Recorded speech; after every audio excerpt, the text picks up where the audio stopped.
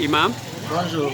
Merci de nous accorder cette interview par rapport au décès d'un des fidèles dans la nuit du dimanche à lundi, 9 novembre. Est-ce que vous pouvez revenir un peu comment ça s'est passé?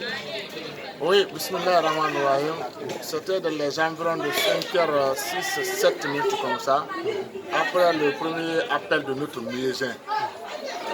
Un de nos muezzins est venu me réveiller en disant que M. Doubaté est dans la mosquée, mais il ne comprend rien de lui. C'est en ce moment que je me suis précipité, je suis sorti parce qu'on le connaît très bien.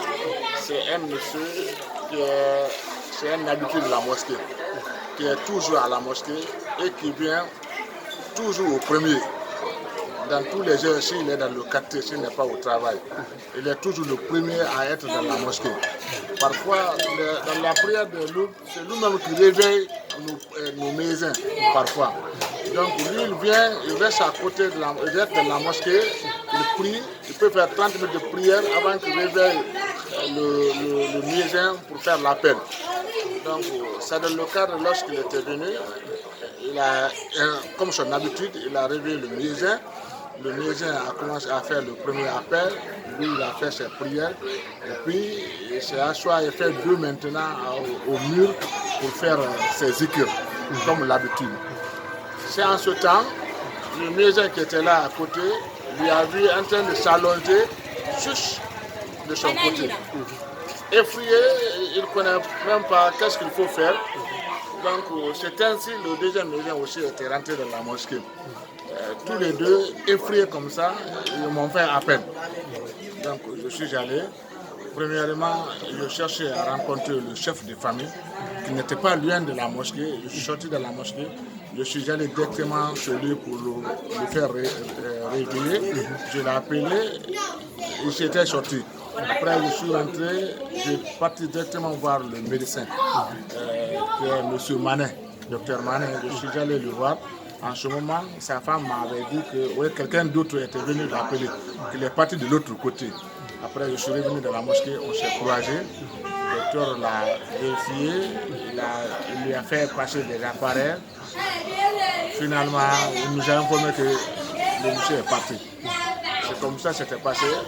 On a pris, on l'a mis sur le balanga, on l'a mis à côté, on a fait la prière de l'aube.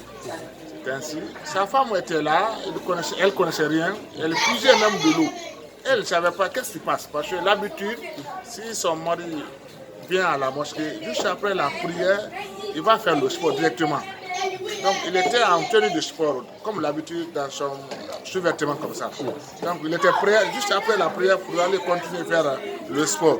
Donc sa femme ne calcule rien. Donc pour elle, son mari est à la prière. Après la prière, son programme c'est pour aller faire le sport. Donc elle ne savait pas. Moi je suis passé une fois, deux fois. On me dit non, il ne faut pas informer la femme.